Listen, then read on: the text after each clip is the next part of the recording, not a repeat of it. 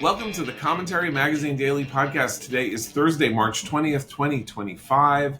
I am John Podhoretz, the editor of Commentary Magazine, and I am happy to announce for all of you who have been pressuring us, asking us, begging us for new commentary merch, and particularly those of you who have thrilled to one of our now classic sound bites, our first classic sound bite, of course, being Crushing Morosity, which was the subject of previous commentary merch. We have new limited edition commentary merch dedicated to the soundbite, It's Worse Than That, voiced, as you know, by our own Abe Greenwald. Whenever we are going into a threnody about the nature of the destruction of our values, our principles, the West, Israel, and everything that we hold dear, and I talk about how terrible things are, and Matt talks about how terrible things are, Abe is always going to come in with that, it's worse than that, and then explain to us how even our most horrible projections of the future do not capture the true horror that we are about to descend into. So it's worse than that. If you are watching on YouTube, and again, you should go subscribe to our YouTube channel, Commentary Magazine. I am now going to show you the merch. There are two pieces of merch. One is a cap that says it's worse than that. Here it is. It's worse than that. As you can see, there's the Commentary Podcast logo here. And then as I turn it around, you will see it says Commentary on the back so that everybody will know what you like. And then, even more exciting, our first thermal tumbler. Yes, also red, also says it's worse than that, also has the Commentary logo. Thermal tumbler, so that you can carry your hot or cold drink with you wherever you go, in your car, to a ball game, when you're running to your shelter. I don't care what.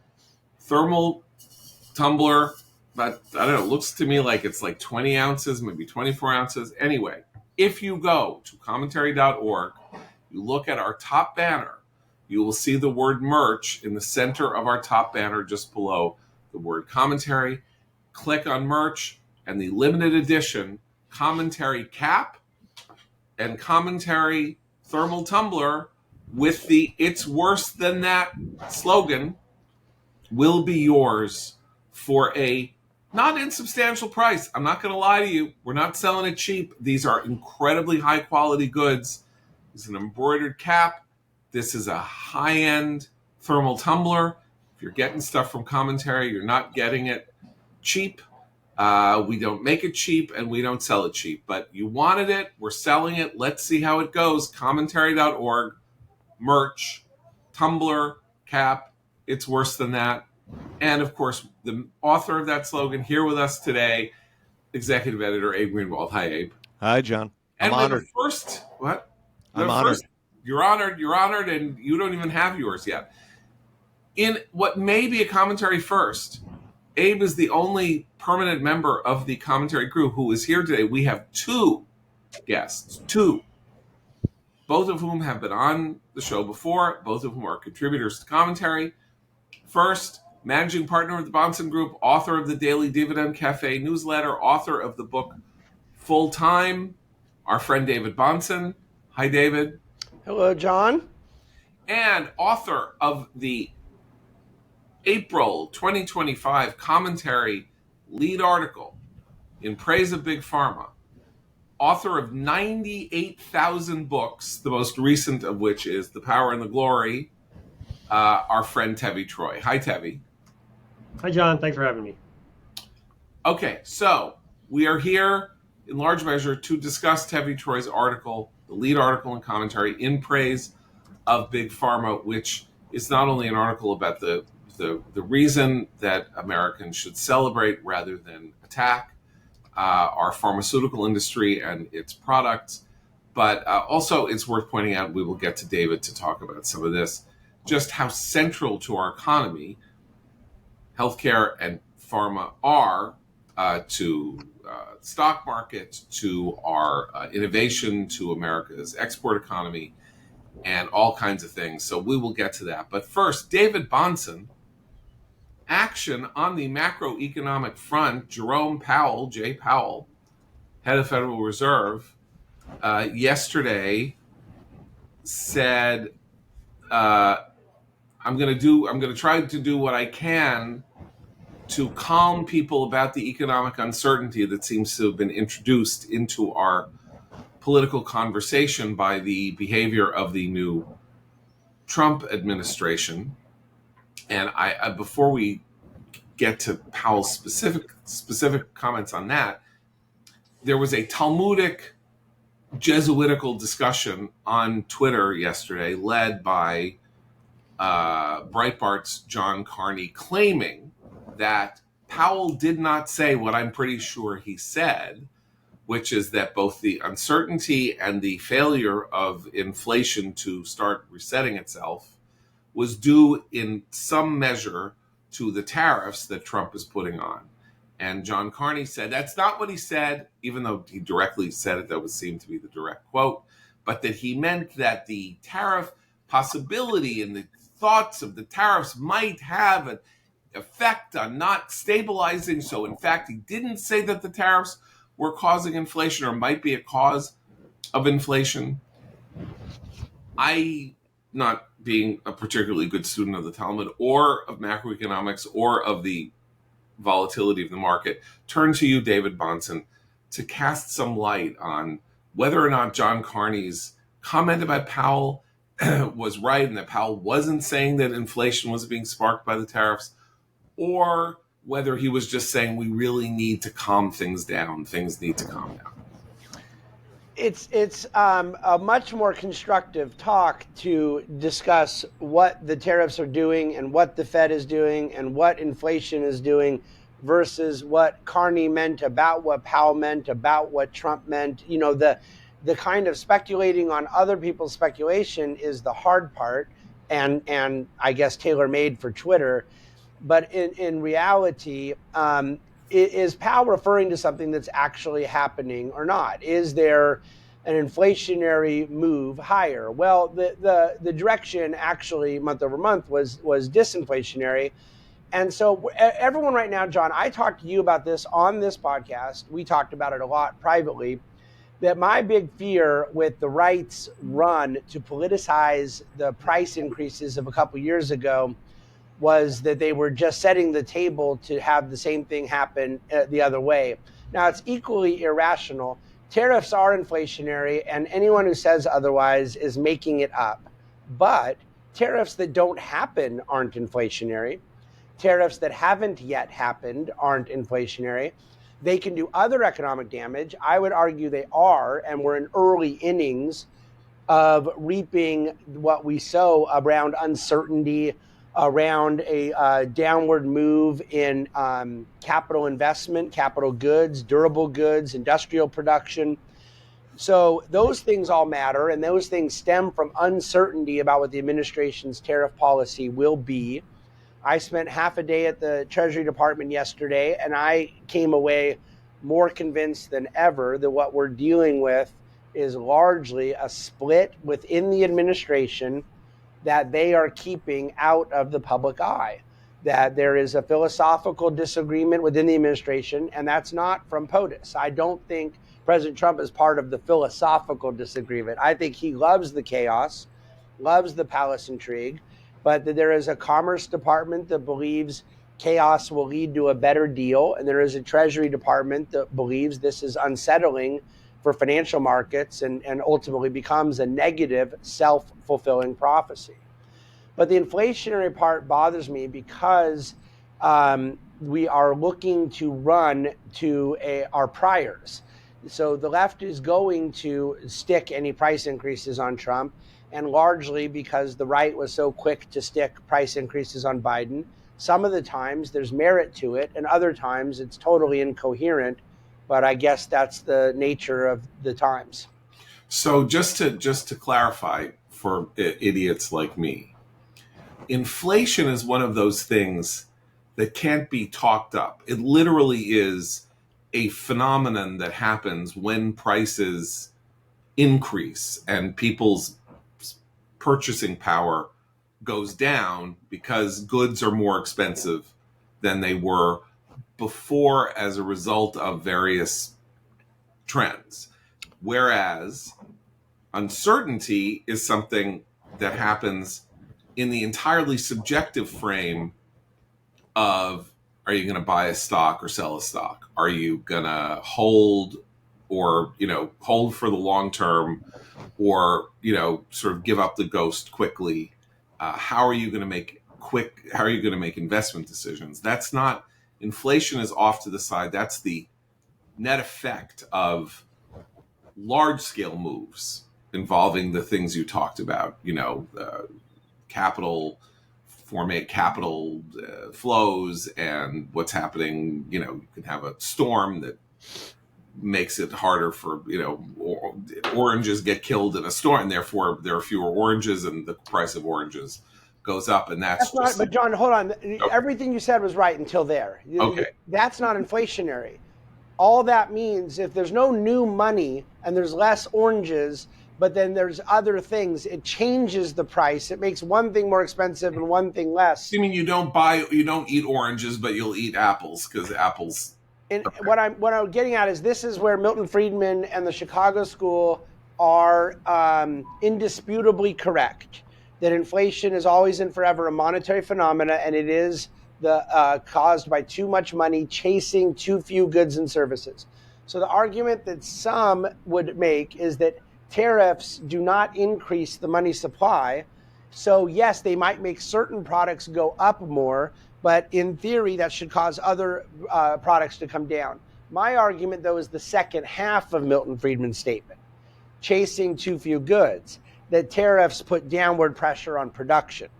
So they impact the supply side, and that overall lower trade because of more impediments to trade, which, it's the conservatives who have been saying forever correctly that you tax more of something, you get less of it.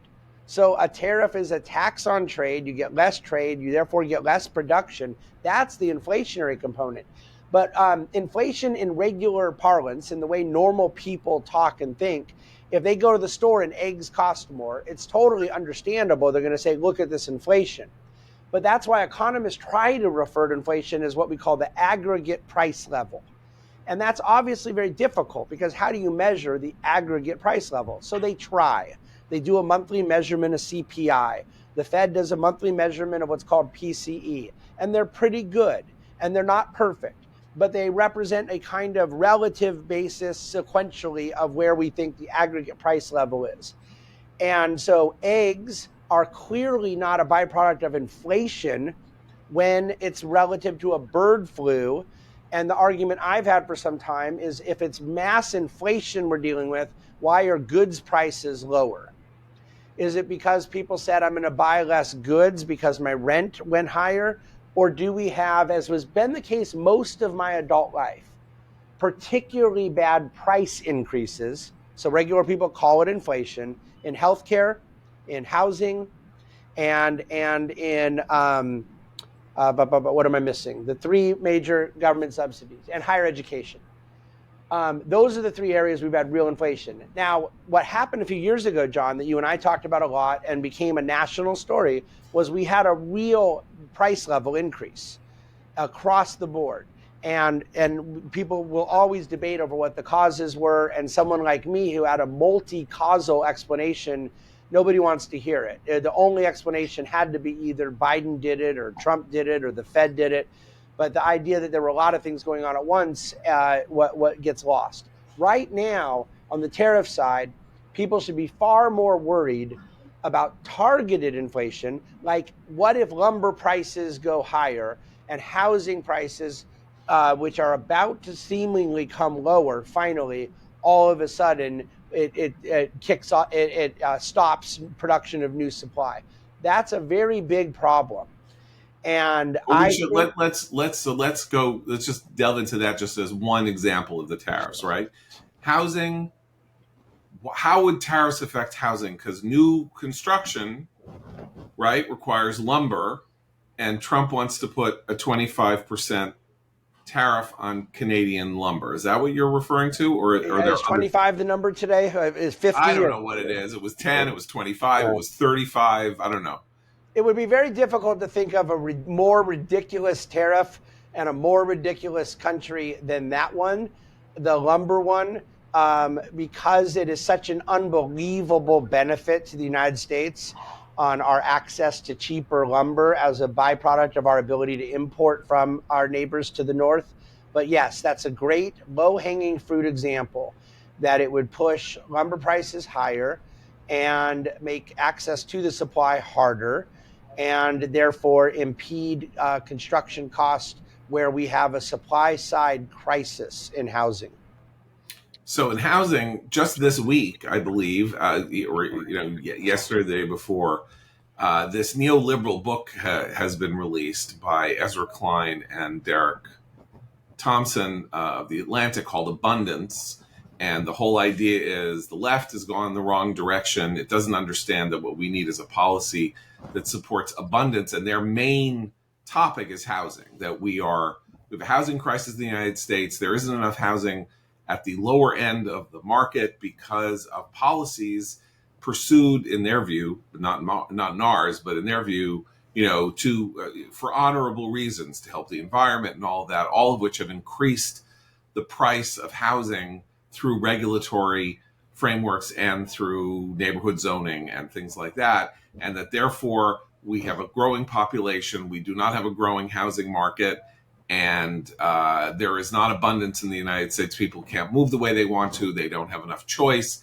And if the left just embraced how the left on earth is going to embrace deregulatory and policies that do not put the environment at the center of all decision making, I don't know, since that is like a betrayal. That's like telling a Jew to start, sort of counting the rosary. I don't know how that happens, but it is sort of an interesting moment for this to become part of the national conversation. It sure is. A guy like Matt Iglesias has been on this kick for a while too. There's been other kind of center-left folks that have tapped in. I haven't read Ezra's book, but agree with that premise entirely. That embracing YIMBYism, yes in my backyard approach to greater supply of housing, to more deregulation, to less environmental insanity, is a political winner regardless of which party does it. The problem is that NIMBYism is a bipartisan affair. And by the way, how does the left just go turn on a switch and say we now want deregulation and a sort of non-environmental, a kind of mutism about environment when it comes to housing? Well, Gavin Newsom showed us how he does it. You have big fires in LA and then you say we need to rebuild, so we're just going to suspend all these nonsensical regulations that have been impeding the construction of new housing. The left knows the answer to this. And the only thing I would say, you're saying that the blue states need to set themselves on fire in order literally to suspend regulations. Well, but see, that's the thing, is if they know that it's the right solution after a fire, then I guess they know it's the right solution when you don't have a fire too. So in that case, you can have your cake and eat it too. You can not have the fire and still deregulate and get a really good policy outcome.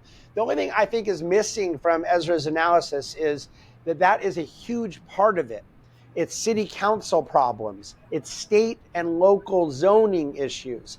It's one of the great frustrations when any presidential or anybody in DC talks about addressing housing, is if I'm right that this is largely supply driven, the vast majority of this regulatory headwind is not federal, it's state and local. But I would add the capital supply that is a huge part of the problem here. That financial deregulation is a big issue too, because home builders and the way in which regulations of banks work, if it's going to take you 7 years to get permits and zoning and approval, very few people have the capital patience to go invest in a project. So there has to be room on the regulatory side that also invites more capital inflows. And since the financial crisis, I lose my mind, John, when I hear people demonize, and more it's the populist right, demonize private equity for coming in buying housing. They own about 0.6% of single family residences in America. If I were us, I would say thank you and go on my way. Because the only people willing to put in long-term patient capital into the construction of new housing supply which is what is needed to drive down prices, create more affordability, and create an equilibrium between supply and demand, has been private equity. But there's a capital side and then, yes, a regulatory side that is needed to fix this housing epidemic. John, can I make a political point here? You know, you were joking when you said, so what you're saying is these blue states need to literally set themselves on fire to do the right thing here. But in a sense, it's true. They can only do it in cases of emergency. Otherwise, they're what are they? They're not supposed to stand for deregulation. That's their problem. I mean, they can't so easily simply adopt more conservative economic policies. I mean, I'll give you an example of this as I'm looking at a chart here, which David knows, back of his hand. Question about construction, right? Which is what we're talking about: tariffs, lumber, construction. So construction is in the private sector in terms of an individual sector of the private industry employs about 6 million people. Manufacturing overall employs 12 million people. So, but this one part of the manufacturing economy, the construction of housing, is the largest single, I believe, the largest single private making things employer in the country.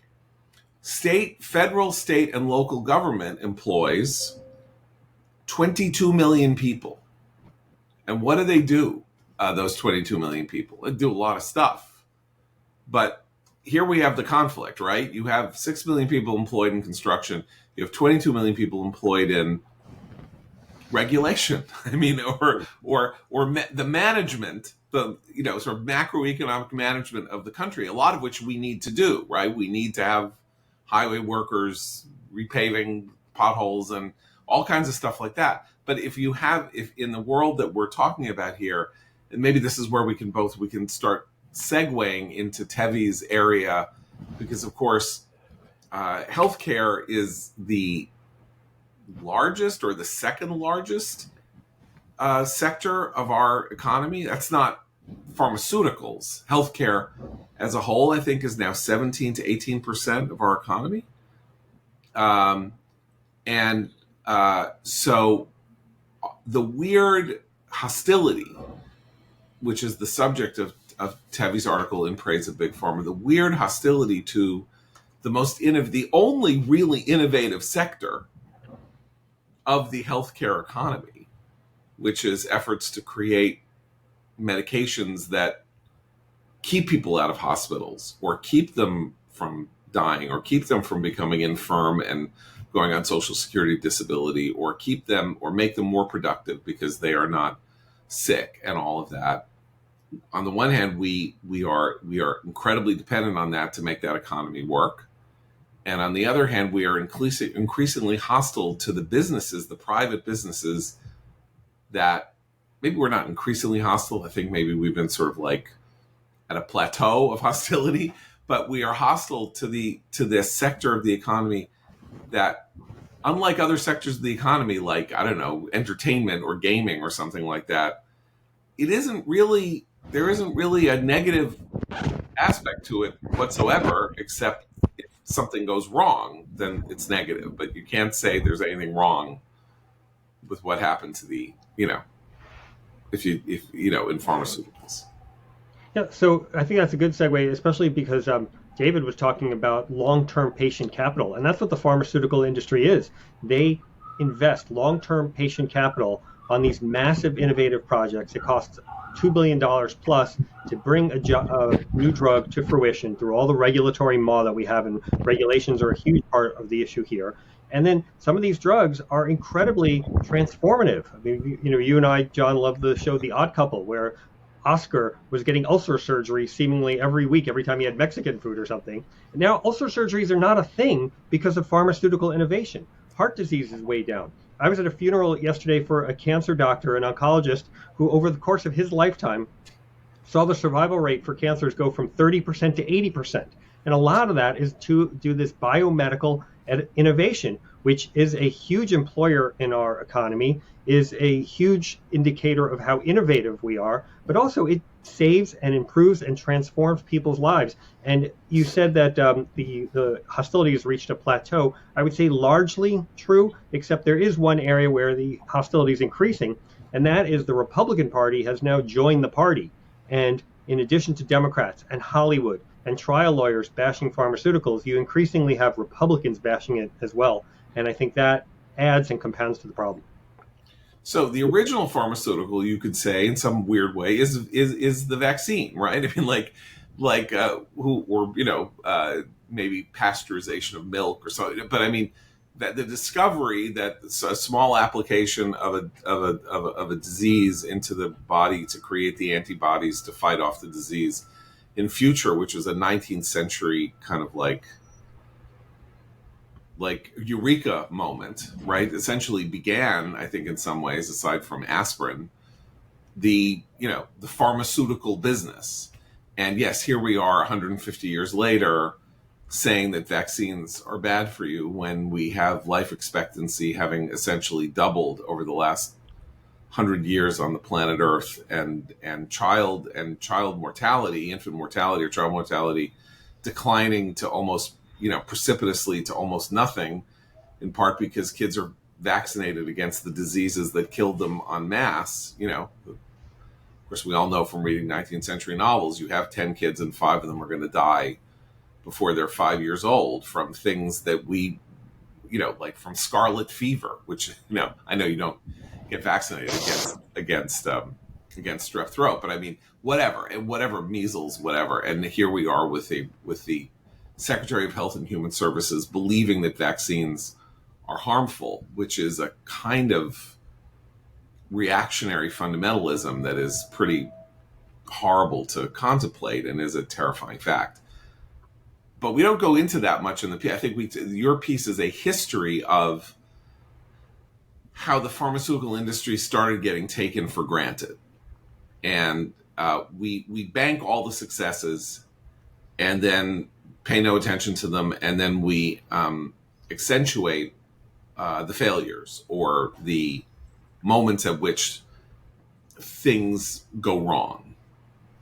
I'm thinking about, part of the problem is that the pharmaceutical industry is a victim of its own success, and that when you address so many problems, the remaining ones become highlighted, and whatever problems you have with the industry, then your people are freed up to focus on those because you take the rest for granted. That's definitely built into the case, but people assume that, now we can take an aspirin, or now we have penicillin, so that is already baked into the cake. That is what we are faced with now. But I think what I'm trying to get at in the article is this idea that there's so much more that can be discovered. I mean, the vast majority of diseases don't really have a cure. And we are on the cusp of a biomedical revolution that could really transform our bodies and our ability to live longer, to live more prosperous, happier lives with fewer health issues. And thanks to AI and the unlocking of the human genome and the power of informatics, we really can do so much more. But if there's this unremitting hostility to this industry, and if they're going to be sued out of existence by the trial lawyers, then the companies and the biomedical researchers who might go into this field will say, I'm not going to do this in America, or I'm going to go into a different field. I'm a biochemist. Let me go look into fabrics or food or a whole bunch of other industries. And I think the incentive effect of driving people away from this industry is something that really needs to be considered. Just in the last 5 years, 7 years, we have what appears to be the cure for obesity, right? The semaglutides, as you say, essentially discovered this Gila monster, discovering that the digestive system of the Gila monster could be applied to the human stomach to forestall the hunger message and mean that you store food better and more efficiently over the course of time. And that now, I read somewhere, I don't know if this stat is right, that 13% of the people in the United States are taking some form of semaglutide, and that doctors that I speak to, people that this is you can see it at award shows, literally like every single person in Hollywood now looks like a lollipop. Like they have no body and they have a giant head. And and last year they didn't look this way, right? The weight loss is startling, and whatever the ancillary benefits of the reduction in obesity are, they're probably pretty substantial, right? I mean, you have the lowering of the diabetes, which is, I think, the single most expensive disease we face, maybe except for cancer, right? Doesn't something like 1% of the federal government's budget go to paying for diabetes care? Yeah, obesity, diabetes are incredibly expensive, and right. There are all kinds of second-order potential effects of reducing obesity. Even if you just think about the military recruitment problem, there's they can't recruit enough people to serve in the military because there are too many people who are obese. So yes, obesity has a huge impact on our fiscal situation, on our health situation, and solving that problem would be a good thing. But also cancer is still an issue. Multiple presidents have declared war on cancer, but cancer unfortunately is still here, even though we've made improvements. And there are just so many more things to cure, so many more things to improve. And I worry that the industry won't be around or won't be willing to take it on. I've heard of boardrooms where they say, well, I'm not going to invest in this particular cure because it's not a complete absolute home run. And if it's not a home run, when you take into account the regulatory costs and the legal costs and just the reputational costs of it, anytime you bring out something and when they bring them out, they have a high price initially, the price goes down over time. So they get hit with that as well. So whatever the incentives, they think about it through the lens of, how much can I make off this product? And if I'm not going to make enough money, I'm not even going to bother putting out the new product. And of course, you also talk about the fact that as this gets more specific and as we know more and more, you're talking about treatments for diseases that are not mass in scope, like diabetes and obesity. You could be talking about a relatively minor cancer that affects 1 in 10,000 people, that they discover how to turn the off switch, the genomic off switch on. And yet the problem there is that because so few people are going to take it, and the development cost and the cost of testing it over 7 years and all of that is so large that when it comes to market, it's going to cost, the per patient cost is going to be astronomical. And then people get all angry because it's like, oh, they found the way that I'm not going to die, but it costs $75,000 per year. That's not fair. And that's now become a kind of legitimate way to look at how we talk about healthcare. Yeah, it's one of the things I talk about in the article is that there's this expectation that the new drugs are some kind of right, or you have a moral ability to get these drugs, even though another company produced it at great cost to themselves.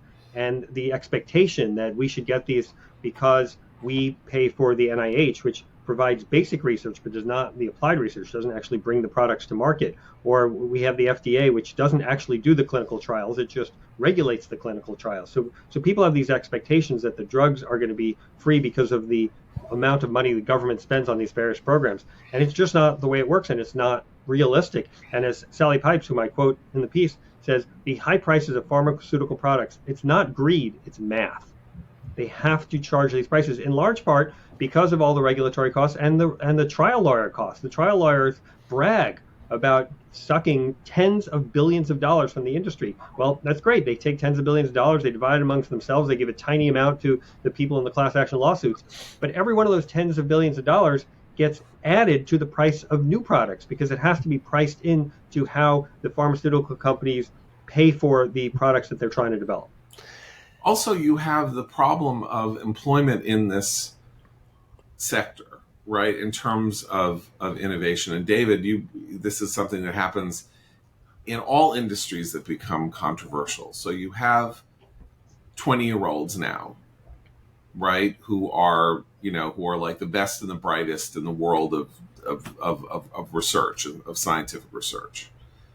And 30 years ago, maybe none of them would have thought twice about taking a job at Pfizer because it was high status. Like, you got out of school, You got a well-paying job at a nice suburb of New Jersey, and you were going to develop the next Viagra or the next Rogaine or something that was really going to cure cancer or something like that. If you're 20 years old today and you're that person, do you want to go work for big pharma? You probably, depending on how raised your consciousness is or something like that, you might well think, well, I don't want to do that there. It's almost like saying you want to go work at a tobacco company in 1995 after the class action suits. Like you don't want people to go, oh, you're working for them. Aren't they the people who got everybody addicted to fentanyl? Or made or charging these poor people $10,000 for their diabetes drug or something like that. So the status issue, which is a big issue in terms of how people decide where they're going to go for employment, is not nothing. You know what's really ironic, John, is that I remember early in my wealth management career meeting doctors, and they were more and more saying, I wish I had gone into pharmaceutical sales, because I couldn't understand why the sales rep at Pfizer had more money with me than the internist and family practice doctors that they covered. And it was like the medical field was less appealing, and the pharma thing was more appealing. And now you're right, they're demonizing pharma. And it occurred to me while you were talking, they better be careful or they're going to make investment banking look good again. They're going to drive everyone back to Wall Street. So you're running out of things to demonize.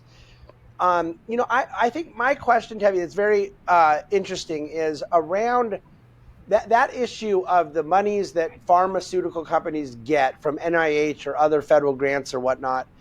I know that when the TARP issue is happening on Wall Street and various elements of federal money that ends up in the private finance sector's hands, that the rule of thumb became don't take it. Like any situation that comes up, it's going to bite you later. You're better off not receiving the money. And I was surprised that the noise on this issue didn't intensify even more. Bernie Sanders was real big on it as it pertained to the mRNA vaccines after COVID, with both the Pfizer, BioNTech, and the Moderna, that they believed that the government should have an impact in the pricing decisions because of some, as you point out, very small component on an early stage research, not bringing to market, and so forth. But it does seem that optically, that you're going to want to get to a point where, like what Hillsdale does with student loans, right? Like just don't touch federal money. And yet I would think that would hurt research process, but end up becoming maybe a cleaner way for pharma to avoid the PR nightmare. Well, that's a very interesting observation to make right now, since, of course, we have this war on government funding that is going on. And one of the places that Trump is being successfully challenged on the suspension of grants and things like that is precisely there, right? Mm-hmm. It's like NIH and CDC. How can you possibly do this? Because that money is seed money for so you get it on two fronts. It's seed money for universities. And you're trying to get universities to stop behaving badly, so you're suspending their grants, and you are suspending NIH and NIMH and all kinds of grant money because it may be going to projects that are seem politically distasteful or something like that. So if there were a route for big pharma to essentially create its own, what do they call it, accelerator system that isn't the federal government funding? But there is. I mean, they have that now, and right. Most micro-cap biotech companies, that's exactly what they are to right. mega-cap. I know people who start those and are running those, but the question is, are they working off a discovery that was made in a lab that is funded by the federal government? So would that funding system over time, because you want to get out of this cycle, would it be better for Pfizer to essentially have its own private university, like hire 200 academics to work in their lab, and instead of going through this process of getting from the federal government to do the research that finds the Gila monster, that whatever. Yeah. I don't even know how that would work, but there's two things going on here. There's the reality and the perception. The reality is, the federal government sometimes gives money that go to pharmaceutical companies. Like Moderna got almost $1 billion for the vaccine, but they put 5 times as much into it. So yes, the federal government gave some, but Pfizer specifically did not take federal money for the development of the vaccine because they wanted to be free of federal limitations. But on the perception part, there's this sense that because NIH spends $48 billion or so on development of new ideas in the biomedical sphere, that they're paying for the drugs, but they are not. That is not direct payments to pharmaceutical companies in any way, shape, or form. And there's this perception that, well, NIH spends a lot of money on research, so we should get drugs for cheaper prices or for free. And that is where the perception of the American people is really off. And I even have this great thing in the piece, I love to do presidential history. I have this point that Lyndon Johnson in 1968, after being president for 5 years, didn't realize that NIH didn't bring drugs to market itself, that it was actually the pharmaceutical companies that did it. I have a friend who does oncological research and has since he got out of medical school, and he works at was an academic, worked at academic institutions, and he had this idea about how to study certain pediatric cancers using organisms with very few cells, so that you could sort of turn them on and off and all this, and got a lot of federal grant money over the years because it seemed very promising. And sadly, the results were inconclusive in terms of the basic science, like whether or not the thing that he wanted to do was going to work. And it's very valuable even in failure, right? Because that means, okay, here was a pathway that was attempted, and it turned out, that it led, to a dead end, and therefore people after him don't have to follow that path any longer. But, he didn't get the big score or something like that. But that's just an example of the things you never hear about or know about, which is that a lot of this research doesn't pay off. You're talking about, baby, you mentioned these sort of mini cap companies which usually have, or mid cap, which usually have one big drug, right? They have one, it takes 10 to 14 years to bring a drug to market. And they have one drug, and they are paying for trials, and they are paying for double-blind studies, and they are going through the FDA approval process, and the FDA raises questions, and they go into more, and the number of those drugs that actually end up being approved and coming to market is 15% or something like that. Very low. And enormous amounts of investment capital. This is why, investment capital is a risk, right? If you back something. But John, the investment capital being at risk is you're understating it, how significant it is with this, because it is not debt. Right. Okay, you can have industries that attract a lot of debt, and it's coupon bearing. They're getting an interest payment along the way because there's some cash flow. Yeah. This is entirely a binary outcome. Right. It's either going to pay off big or you're losing everything. Yeah. And you're exactly right. These micro cap companies are generally sort of incubators for the larger cap. There's a ton of M&A in pharma. And a lot of what the big guys are doing is acquiring smaller cap companies that took huge risks, huge trial and error to get something near the end of market. And maybe after phase 2, they're getting acquired going into phase 3 or even after phase 3. But the point being that the investment capital necessary to fund this is high risk capital. Yeah. And that needs to be priced accordingly into the way we think about this, and it just simply isn't.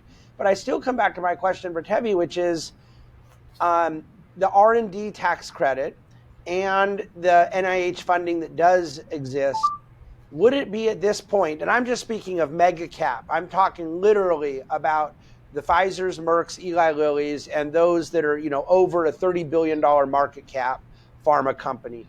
Would they be better off taking a Hillsdale approach to this stuff?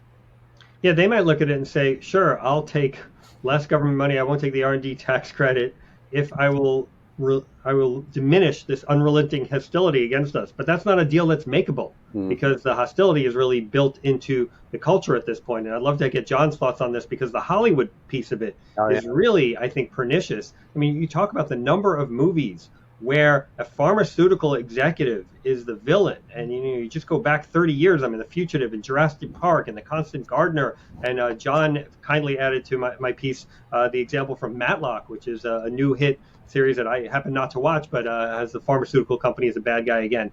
And you're more likely to see a pharmaceutical exec as a bad guy than some kind of Russian, former KGB agent, or you're never going to see a Chinese. You're never going to see anybody from China, right? Because they won't release movies in China. It's the world's largest market. So the Chinese villain is gone, right? The environmental villain is boring because the environmental villain dominated things in the 70s and 80s, right? The capitalist who bury, the sort of the tobacco companies are gone. You still got finance. You got finance, but you know what? But the pharma villain, you have the benefit. There can be a sci-fi element, right? Because they're tinkering around with genes and things. And there's that, and there is a victim. The problem with the financial sector in terms of pop culture is, who's the victim really? I mean, in the end, the victim is the person who didn't pay back the money they were given. Well, there's that, or like the Madoff victims are victims, but they're all rich people mostly. Yeah. So they don't really they're not like the guy who's living next to the poison canal who gets cancer, like that or the Aaron Brockovich, or that's right. That kind of type of villain. And so Hollywood ran through all of its villains, and then of course came this villainous moment. And this is something else we should talk about a little bit, because it's an interesting point of the piece, is that there was this moment in the 90s when the deregulatory atmosphere in the United States in general, in terms of how things were dealt with, led to the decision that it was okay to advertise drugs. And now, I believe if you go to broadcast television, we mentioned this number, 70% of the advertising on over-the-air linear television is now pharmaceutical. All you have to do, people don't really watch television the same way anymore, but if you watch CBS, every ad is a drug. And it can be all kinds of drugs that involve people that very few people take. An HIV drug. A drug for a very specific kind of like irritated eye syndrome or something like that. But that is where television advertising has gone. And the question is, was that a deal with the devil for the pharmaceutical industry? Should they have stayed out of the advertising business because the ads now make them look predatory, like they're just selling, cornflakes? And there is that moment in every ad where it's like, don't take this if you have this. Don't take this if you have that. Don't take this if you're allergic to it. Don't take this. Ask your doctor. If you have suicidal thoughts, stop taking the drug. The ad itself features a kind of horror, a moment of horror.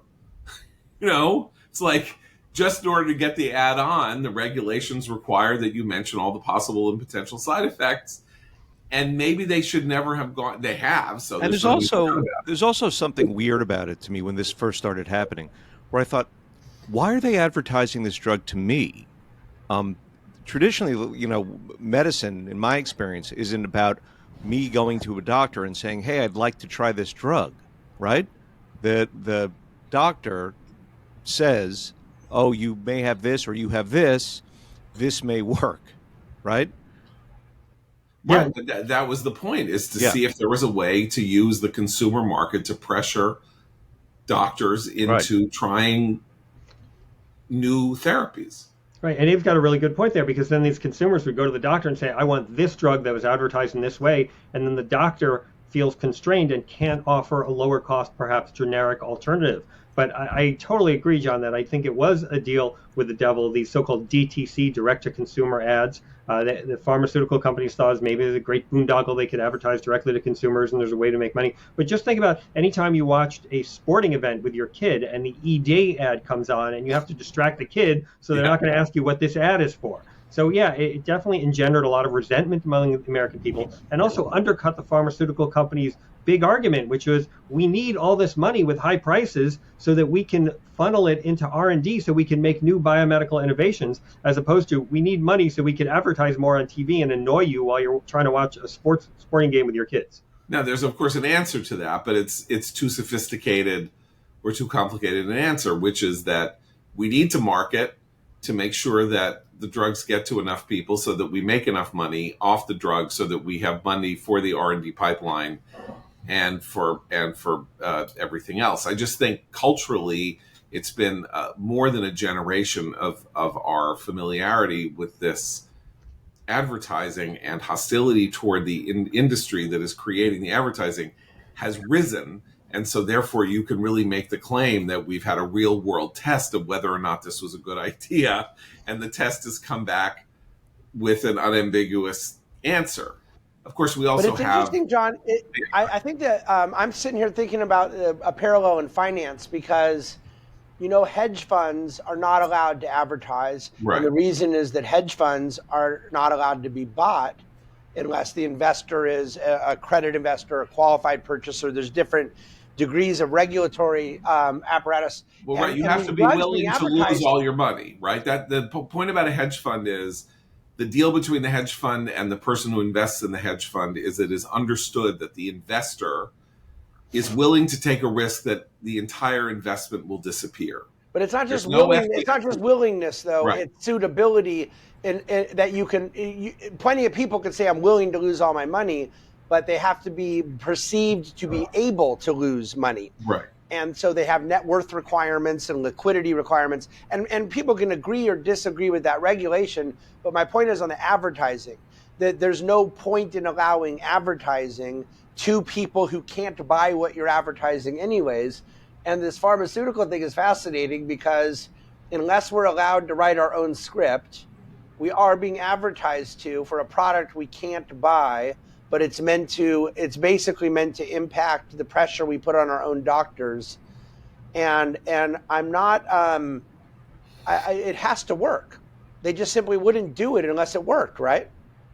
Yeah, it definitely raises awareness of these drugs, and doctors hear about it. And look, the whole reason that those pharma salesmen that John was talking about earlier, or that you were talking about earlier, were making so much money is because you need the doctor to purchase your product when he's making a choice among a menu of options. And this makes it more likely that your product will be chosen from that menu of options. I mean, so as I say, it's a deal with the devil. In other words, like there's nothing unmixed in this world, so it works.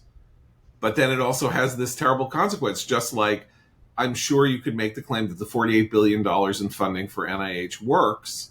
But as David, you would say, maybe it's a deal with the devil. Maybe the cost of it taken in terms of what this means in terms of what people think the regulatory framework should be on the pharmaceutical industry is injurious to the future development of innovative technology. So why don't we sort of end this conversation on that point, which is you say we are on the cusp of unimaginable possibility with the combination of biologics, informatics, and the fact that AI may be a way of substituting for the most ticklish parts of biomedical research, right? Which is you got to test drugs on actual people and they may get sick and die from them. And therefore there's, from the 18th century onward, this has always been the conundrum about how you figure out whether a cure is going to work or not, is that people are going to die when you try to cure them with it. And all efforts have been made to figure out how to do this in a way that will not make people die while you test a drug. And it's possible that AI represents a way around this, that it can, using its unimaginable ability to generate outcomes in the billions or trillions, that you can get pretty quick and dirty stats over whether or not this thing that you might spend $2 billion trying to get to market, but will ultimately not succeed because the risks are not worth the reward, that you can find that out pretty early on in the process and not go down that path, or go down that path, or see an answer to what's hindering that development and fix it, and then go and then clarify it, and then you're in an entirely new frame of mind. So, Tevi, your idea is that this is where we are, but it really does matter what the American people and what the public thinks of this industry as it moves forward, because this could also be the next science fiction plot, as Abe would say, right? AI develops a drug and then we all become zombies because AI did it. Yeah, look, you've got smart people right now who are making the decisions. Where am I going to go to school? If I graduate school, what industry am I going to work in? And all of the noise out there about the pharmaceutical industry is a deterrent. It makes them less likely to do it. It also makes a judge more likely to rule against the industry when there's a lawsuit, or a jury more likely to vote for a big finding against a company, or a regulator to be more skeptical when trying to assess a product. The AI can also help on the regulatory front, because one of the rate limiting factors at the FDA is the number of pages they have to go through in massive submissions that people have to look through. If you could have AI look through it, perhaps the regulatory process could go faster and we can get approvals come through faster. So there's a lot of possibility out there, and I think that our war against pharma is hurting the ability to get the fruition of this possibility. Can I bring up one other point? America this is not really in the article, but America in the 1950s, we remain 70 years later, fixated, and the Trump administration's trade policies and other things seem to be based in a fundamental misunderstanding of what the American economy was like when it was so unbelievably dominant after World War II, right? When we had 60% of the world's industrial production inside the United States. And people are like, can't we get back to that somehow? The reason we had that was because the world's other advanced economies had literally been leveled in a war, and they had to rebuild their infrastructure and get back to normal before they could start producing goods and services again. And we were left completely unmolested by the consequences of war, and therefore we were just the world's machine. For some reason, very complicated reason, America has had very little competition over the last 30 or 40 years in the world of big pharma. I mean, there are a couple of guys, Switzerland, obviously. Is it Denmark that is producing the semaglutides, right? So Denmark, it's now the second largest, or it's the largest part of the economy of Denmark, because Novo Nordisk is making Mounjaro and Ozempic, or maybe Ozempic. And then you actually see the problem there, because it's a country of 7 million people. They developed this drug that then suddenly the entire world wants, and there was a massive shortage because they could not ramp up production facilities fast enough to produce the drug fast enough in secure conditions.